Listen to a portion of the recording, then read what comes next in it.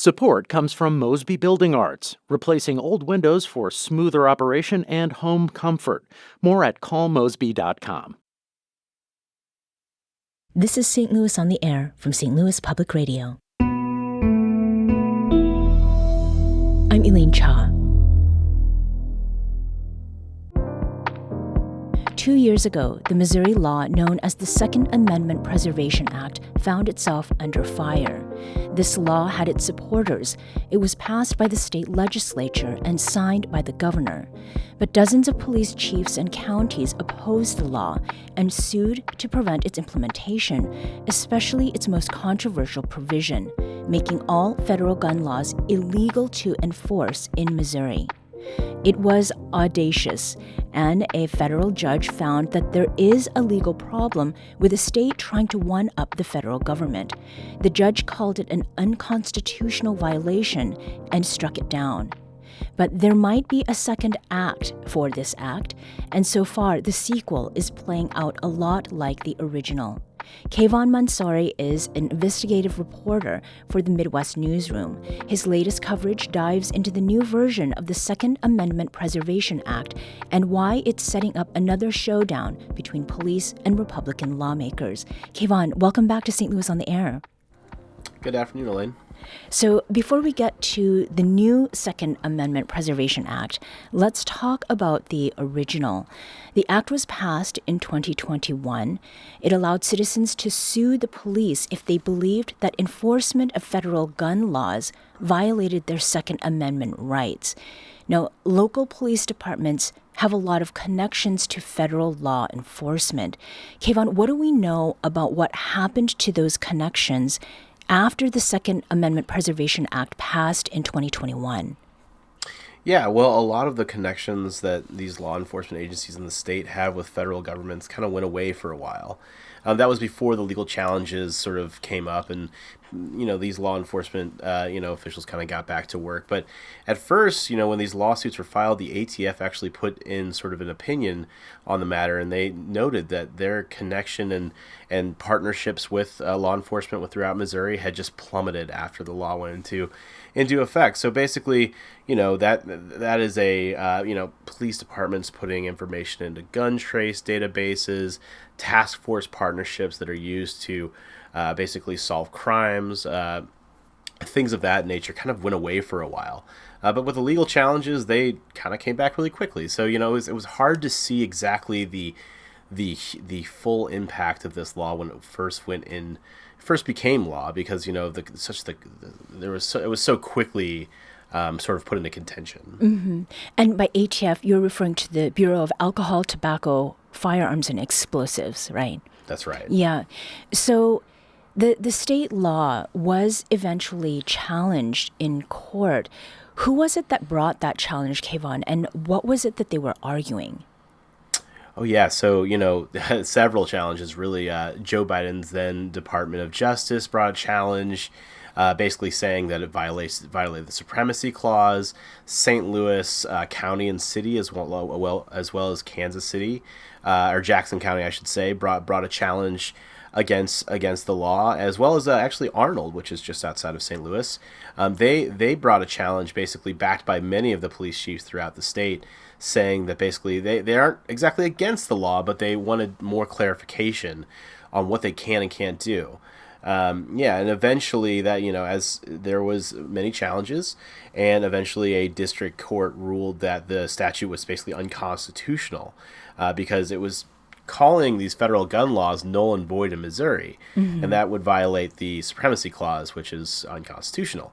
And then that was challenged by the state, and eventually made its way to a appeals court, and a 3-judge panel ruled in favor of that federal judge's decision, and basically told the state that they can't rule these federal laws null and void through legislation. They can't violate the Constitution this way, but they said there's ways that they could change the law to kind of not get around, but sort of make the law a little more doable. And that's kind of what we're seeing now. Mm-hmm. And we'll get to that in a little bit. Sure. I want to go back to 2022. And at that time, Kavahn, you spoke with Blue Springs Police Chief Bob Munns, and he had opposed that original Second Amendment Preservation Act. I don't want criminals to go free because we're having to reduce what we do, or maybe we're not doing what we do for fear of being sued or violating this statute. It opens up the law enforcement agency and the municipality to potential lawsuit.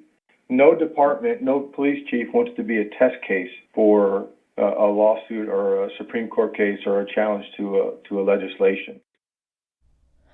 So, Kavahn, I understand that Chief Munns is now opposing the latest version of the Second Amendment Preservation Act. Are you seeing a similar push to stop this law now, that you did back in 2021? Are we talking about the same people, or is the mix different? Yeah, that's right. The Casey Star actually interviewed Chief Munns, and he kind of echoed what I had heard from him many years ago, and from other people. The same law enforcement officials are pushing back against this. You have Missouri's, law enforcement legislative council there. They're pushing back. That represents many of the chiefs throughout the state. There are a sheriff's group. Many chiefs went to the Senate last week to basically say, this is a problematic law that is going to make it really hard for us to do our work. Mm-hmm. So yeah, the same sort of people, the same police officials, law enforcement officials in the state. We're yet to see the pushback, if there will be pushback from the federal level, because we're looking at a very different a Trump Department of Justice versus a Joe Biden Department of Justice. I would say that's going to be a very different outlook on Second Amendment sort of revolving laws, but so we're yet to see that. But as of now, we're seeing the same sort of push from the people who are against it in the state. Mm-hmm. What is it that supporters of the Second Amendment Preservation Act, what are they saying in response at the time, or what did they say back then? Like, how are they arguing for this statute? What they're basically saying is that that federal gun laws infringe on the Second Amendment, and that Missouri police shouldn't be enforcing these sort of laws.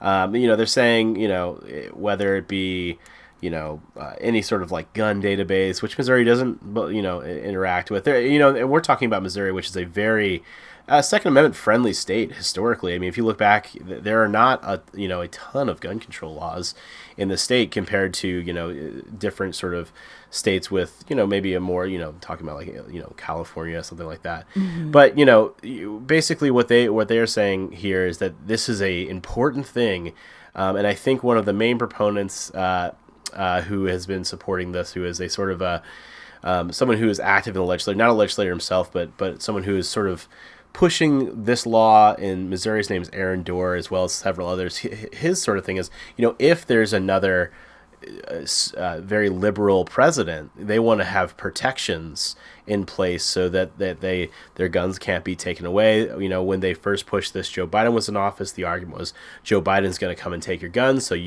Missouri needs to have a law protecting gun owners from them being taken. Mm-hmm. And now the sort of the thing that's being parroted now is like, well, when the next Democratic president's in, you need to be protected. So that's kind of what's being pushed here. Mm-hmm. So the new version of this bill, it comes from Republican Representative Bill Hardwick of Dixon, and he calls it an affirmation of Missouri's commitment to the Second Amendment. And Kavahn, you mentioned, Missouri is a very Second Amendment friendly, gun friendly state. But what is the difference in this version of the act compared to the first one? Right, so basically what they're doing is taking what the appeals court told them they could do and making a new law based on that.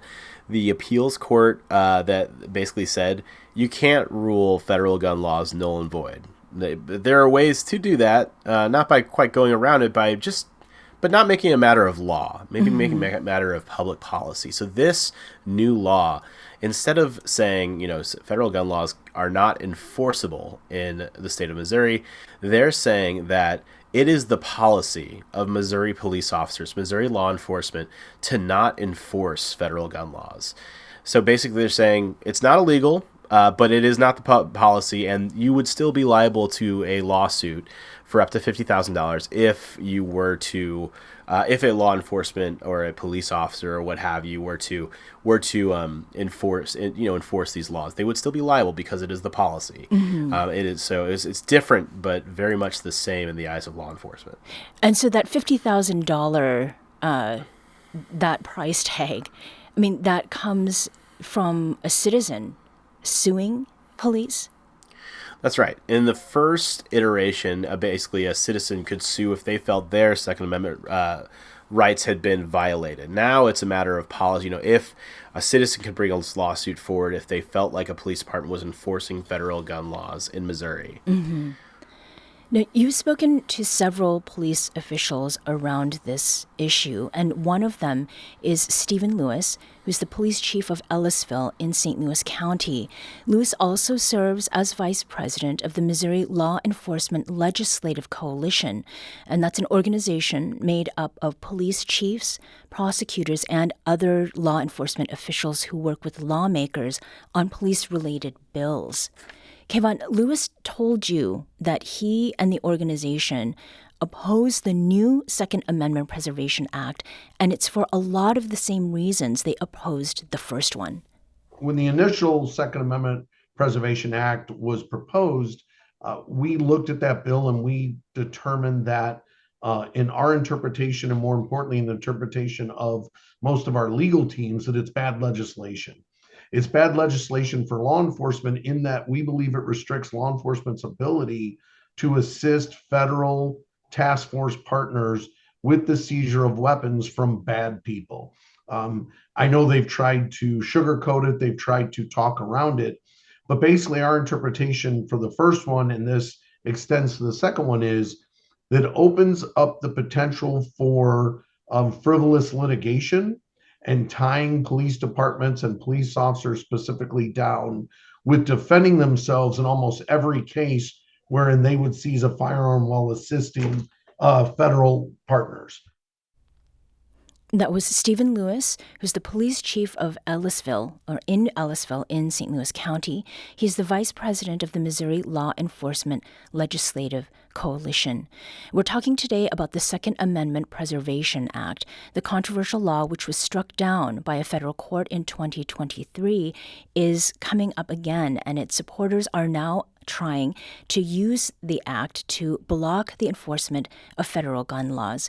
And I'm talking about the proposed law with Kavahn Mansouri, who is an investigative reporter with the Midwest Newsroom. So, Kavahn, Lewis himself, in describing himself, said that there's no one who's more pro-Second Amendment than I am. No one is more pro-gun rights than I am. But is there a contradiction there in Lewis's opposing a bill called the Second Amendment Preservation Act, and how he describes himself? Not in Lewis's mind, and I think not in most police officers and police chiefs that I've spoken with, because, as Lewis said, as we were talking, he sort of said, police officers, police departments typically lean a little conservative, and most are very pro-Second Amendment. So, Lewis is basically saying that this law is, he's saying it's not really pro-Second Amendment. He's saying being pro-Second Amendment is allowing police officers to do their job. Say if a gun was stolen in a crime, them being able to work with the federal government to recover it and get it back to its owner. He sees that as more of a pro-Second Amendment. So he's basically saying that, this law is also kind of coming at a time when it's so almost unnecessary. He said, he sort of himself said, he got it, the need possibly when Joe Biden was in office, because there was a lot of 2A sort of a lot of talk about around that sort of stuff, with whether there was action on that is neither here or there. But he says now, he himself, he was saying Trump is in office. This is a very pro 2A president that we have, and it seems like unnecessary to sort of litigate this again. So in his mind, no. Mm-hmm. Now, the name of the Second Amendment Preservation Act, it implies that it's preserving something that is at risk, that needs preservation. But critics argue that this danger just doesn't exist and that the federal government isn't coming for your guns. And that's essentially what Ellisville Police Chief Stephen Lewis said. There's no rampant seizure of firearms from law-abiding citizens. It doesn't exist. They're trying to create an issue that doesn't exist. You want to protect the Second Amendment, protect the gun owners. You want to protect the gun owners? Let law enforcement put your stolen firearm in a federal database so that somebody from another state can identify your weapon if they recover it and return it to you. Kavahn, is Chief Lewis right here? I mean, are there examples of this? Not a ton, especially not in Missouri. There are no, for instance, Missouri is not participating in many, database. They don't keep a database of gun owners, things of that nature. So not Lewis. I can't say, that there are no examples, but I think what Lewis is saying is that in Missouri, this just isn't that big of a problem. And that, it's basically a question of why is this being pushed when it's going to have to be so detrimental to police and in his and other chiefs' opinions. Mm-hmm. So in terms of other things that you heard from Lewis criticized the legislation for the way it could limit police departments from doing work that could actually keep people safe, like taking stolen guns off the street. We believe that in and of itself is not only anti-law enforcement, but it's actually anti-Second Amendment. And the reason is we believe that we would be restricted from putting some of these weapons into federal databases that we actually utilize to recover firearms from victims of firearm thefts.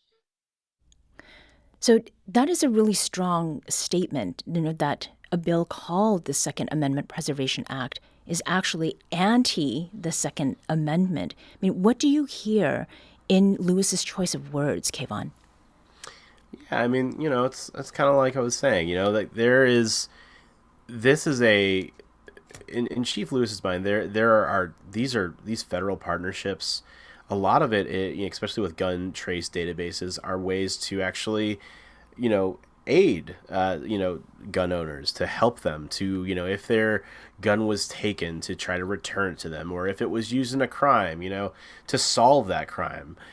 So, he doesn't feel as if these, a Second Amendment Preservation Act is going to help with that. If it's going to break up these partnerships, it's going to make it a lot more difficult and probably detrimental in his mind to gun owners and supporters of the Second Amendment. Mm-hmm. Now, the police officials that you've spoken to, Kavahn, have voiced a lot of concerns, and that includes a scenario where the bill seems to allow just anyone to sue the department for enforcing federal gun laws. I mean, has that actually happened?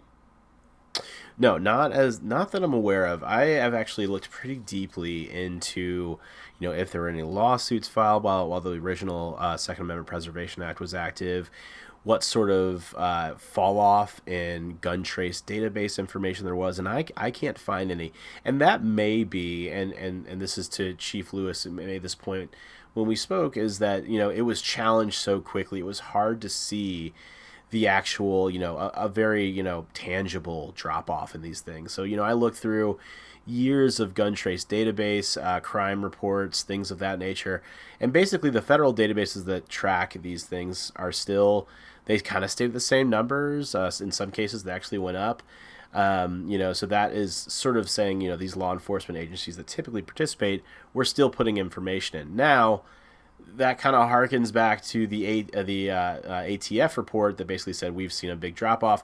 It's harder to show where like task force breakdowns happened, and it's also really hard to show what police departments were and weren't doing because of SEPA, right? Because if the police chief, say Chief Lewis is concerned that his officers may have an issue if they were to take a violent offender's guns for whatever reason, it's hard to show that happened. If something isn't happening, it's hard to show that it's not happening. If that makes sense.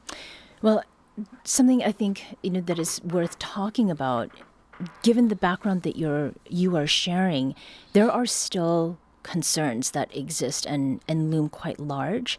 And Police Chief Stephen Lewis said that negative scenarios is anything but hypothetical.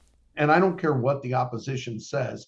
Here's the problem. They said no lawsuits were filed. Well, that's because, in my estimation and our estimation, that the law wasn't law yet. In other words, it was challenged very quickly. There were enough lawyers that were gathering documents that we don't have to be rocket scientists to know that they were preparing to sue pending the outcome of this law and the challenges against it. So, Kavahn, what Lewis is claiming here, that before the Second Amendment Preservation Act was struck down in 2023, that there were efforts to use it to sue police departments. Is that corroborated? I couldn't say. I think this is something that I would say Lewis and the people involved probably know a little bit more about. But in my original reporting, I did hear many times that people are waiting to file lawsuits, and that lawsuits were basically just a few steps away. Especially in the first iteration, where this was more of a, if you feel that your Second Amendment rights have been violated, you could file a lawsuit. I remember, I think I was speaking with Chief Munns, this is years ago, but he said, there could be people who are already preparing lawsuits, people who are ready to, to take this to court. And again, these are $50,000 lawsuits, which maybe doesn't sound like a ton of money, but they can stack up. And who's to say, if that sort of became the norm, that could be a huge expense for police departments who are just basically trying to enforce federal gun laws and work with federal partners. What is it that we know about how those lawsuits would work, and what did supporters say, or do they say, about this Second Amendment Preservation Act, that part of it, the lawsuit portion? Yeah, they basically say it's the best defense for someone who feels like their rights are being violated, or feel that police are violating Second Amendment rights, to get some accountability. Again, if that were to go into place, what would happen is they could go and file these $50,000 per violation lawsuits against these police departments. So that could look like a whole lot of different things, and because it hasn't really happen, there's not a whole lot of details. And again, that's one of the main complaints that police have about this bill, is that there are not a lot of details about what can and can't happen here, what they can and can't be sued for. Can they be sued for working with federal law enforcement? The bill isn't exactly clear. Some proponents say, yeah, they shouldn't be working with federal law enforcement to begin with, but does that mean they should be sued? It's not clear, and I think that's what Chief Lewis and other members of the coalition are concerned about. There's just a lot of what ifs, and those what ifs can mean lawsuits. Yeah, and in our last minute, it's not just Missouri proposing this kind of legislation. You've covered it, Kavahn, a similar bill introduced in Iowa, and there were a lot of the same criticisms at play. Is what we're seeing in other states, indicative of how things might play out here? Possibly. For instance, in Wyoming, the governor vetoed the bill with sort of the backing of law enforcement.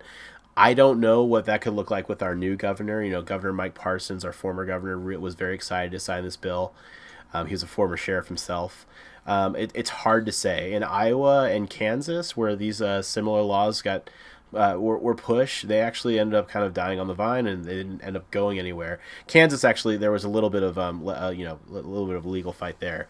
But yeah, it's hard to say what Governor Kehoe will do with this if it makes it to his desk. There's a lot of what ifs out there. Kavahn Mansouri is an investigative reporter with the Midwest Newsroom. His latest coverage dives into the new version of the Second Amendment Preservation Act. You can find that story at our website. That's stlpr.org. Kavahn, thanks always for making time to talk with us. Thank you for having me.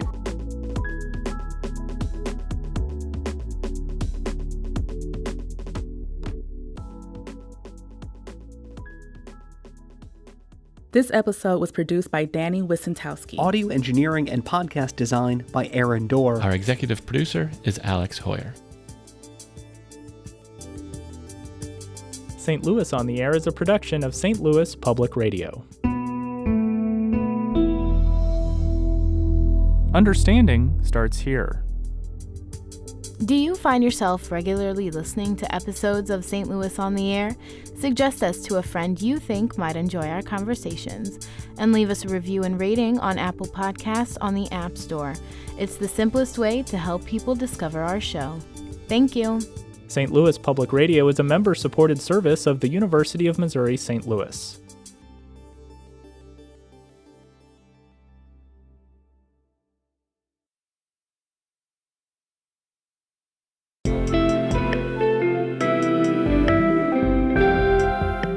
The Gateway brings you the day's news each weekday from around the St. Louis region and the state capitals in Jefferson City. Our schools are accredited. We don't need this bill. And Springfield. How many more years must pass before lawmakers see time is of the essence? I'm Abby Larico. Join me each weekday for The Gateway on the STLPR app or wherever you get podcasts.